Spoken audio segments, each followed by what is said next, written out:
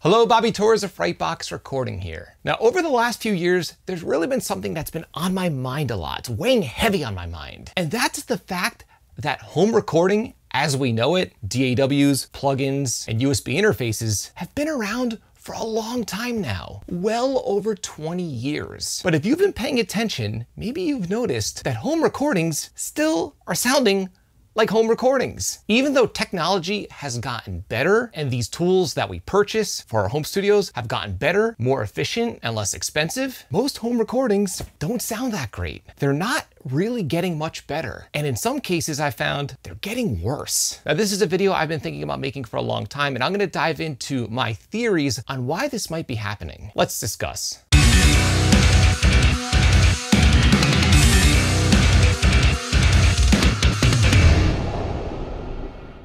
I remember when I was earning my degree in audio production back in the mid-2000s, this was sort of at the beginning of the modern day home recording boom. And I remember having a lot of different conversations with my classmates and even some of my professors. And the main concern back then was that in the near future, all musicians would be recording themselves. I mean, even back then, interfaces existed, DAWs with inexpensive plugins existed. So, it would make sense that if the technology was that good back then, before you know it, everyone would be recording pro-level records in their houses. Well, here we are almost 20 years later, and that didn't happen. Now, yes, of course, there are people recording and producing great sounding stuff in their home studios, but I'm gonna be honest, in my experience, that's more the exception and not the rule. As a matter of fact, I've found that home recordings have really stagnated, and in some cases, they've actually gotten worse. So the question is, why is this happening? I mean,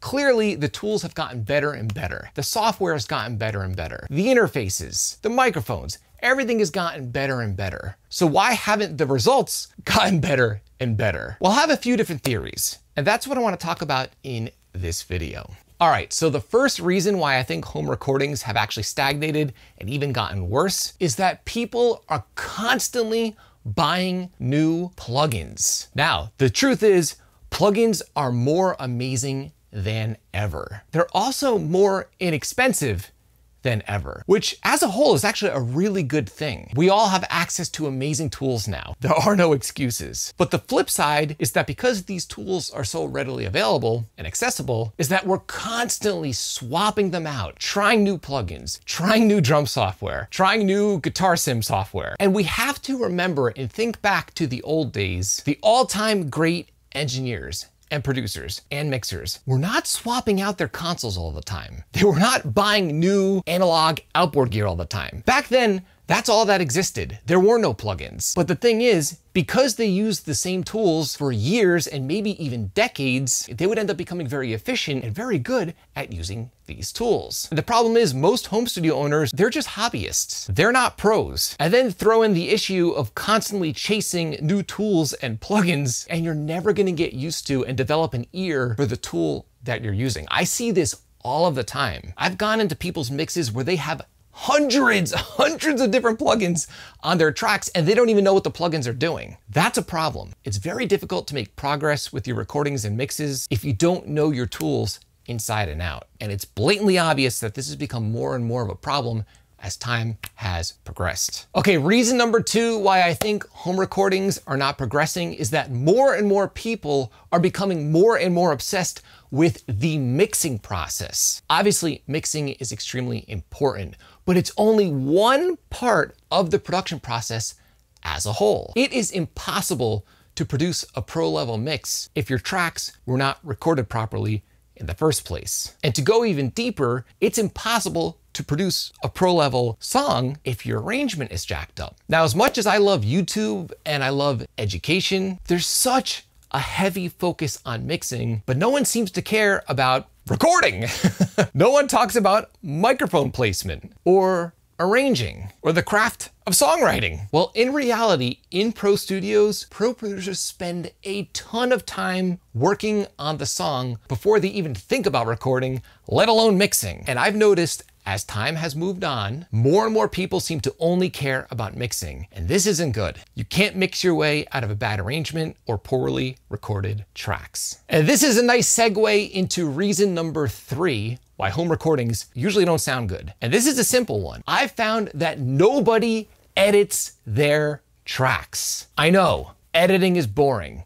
Honestly, editing kind of sucks. But here's the thing, pro producers always edit their tracks. And more importantly, they do whatever it takes to make the source tracks sound as professional as possible before they even think about mixing and mastering. Now, this has gotten so bad that I actually won't even bother mixing someone's track that they produced out of their home studio. Now, there are exceptions. Shout out to Dennis from Inventure. He did an amazing job recording his band's record, and I had a great time mixing that album. But again, that's more the exception and not the rule. Most people do not want to edit, but they want a pro sounding track. Well, I have news for you. In all the big studios, all the pro producers are editing their tracks. And we live in a day and age where people just don't have the patience for things, I found, and they want to kind of shortcut their way to results.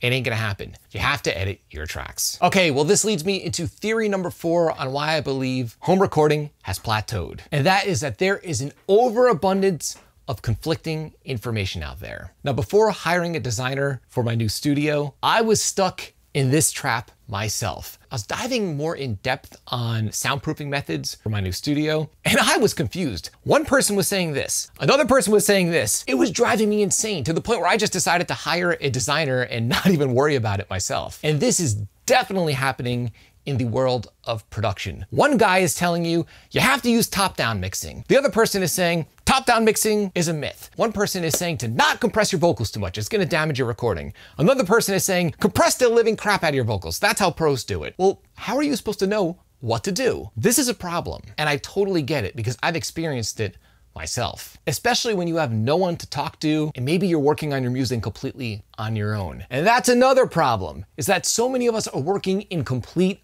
isolation. With the advent of MIDI drum software and amp sims, I've noticed that a lot of musicians don't even bother playing with other musicians anymore. They just produce their own music in complete isolation on their own, which could be cool, but it can also be very problematic. Audio production throughout history, in general, has been a collaborative process. And we've really been losing that over the last few decades. And I don't know, I'm starting to think it's not a good thing. People send me a lot of songs where I can clearly hear it's a guitar player programming the drums, or it's a guitar player that mixes the track because the vocals are non-existent and it's, you know, the guitars are super loud, or maybe the kick drums are extremely loud because a drummer mixed the track and they outsourced the guitar parts or something like that. And of course, I have heard amazing music that was produced this way. Don't get me wrong. But again, more often than not, I don't know, I think it holds a lot of people back, unfortunately. I think the technology is both a blessing and a curse. The other thing, as far as technology is concerned, that I found is that it is making so many of us extremely lazy. Funny story for you. So after I graduated college and I earned my degree in audio, I was recording a ton of bands. And I noticed around 2010, 2011, 2012, 2013, more and more bands were recording demos out of their home studios, which is great. It made producing so much easier when bands would come in prepared. They'd come in with their tempos mapped, with guitar profiles. I loved it. It was awesome. But here's the funny thing. As I've gotten older and the bands have stayed the same age, so there's more of a generation gap, so I'm in my, late 30s, 40, and the bands are 20, 21. What I've been finding, in general, not always, but in general, is that a lot of the younger bands don't bother with technology as much. I know this sounds crazy because so many of us are glued to our phones and we're constantly on social media, but it's crazy. In the past few years, a lot of the younger bands I've worked with don't record demos anymore. The Guitar Pro thing seems to be a thing of the past. It's almost like we've gone back to the old days where bands just jam in a room again, which is cool. In one way, I don't know, I'm starting to maybe think that all these apps that we use and all of the instant gratification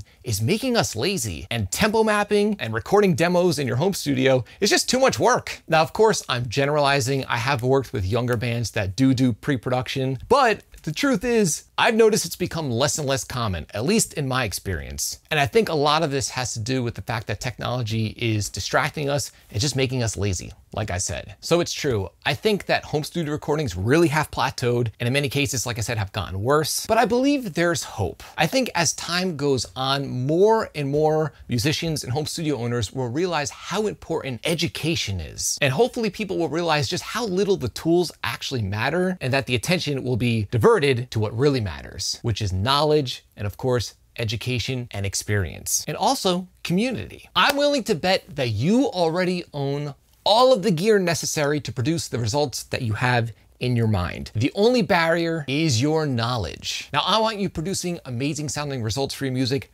right now. And because of this, I'm offering you access to my exclusive training, 4 dead simple ways to massively improve your recordings and mixes. In this training, I share my #1 technique for prepping guitar tracks that virtually mix themselves. I also show you firsthand how you can create instantaneous clarity within your mix using any old stock EQ plugin. You'll also learn how to finally take control over the levels in your mix so that instruments stop fighting each other. And then finally, I'll show you how to craft radio-ready vocal mixes using only stock plugins. Now, full disclosure, if you're one of these people that's constantly scrolling through TikTok and you have the attention span of a squirrel, please don't waste your time. This training is in depth. It's almost an hour long, and it's meant for people who are serious, like I was, about audio production. The training is absolutely free right now, and you can have direct access by clicking the link below in this video's description. So I'm curious to know, have you experienced this yourself? Have you noticed that home recordings really haven't gotten much better in the past 20 years? Leave a comment below this video and let me know your thoughts. I'm curious to know what you think. And also, if you're interested in recording pro level vocals, regardless of the quality of the vocal mic that you currently own, check out this video. In the video, I share with you how I produced pro level vocal tracks using a cheap dynamic microphone. Until next time, drink that Spindrift.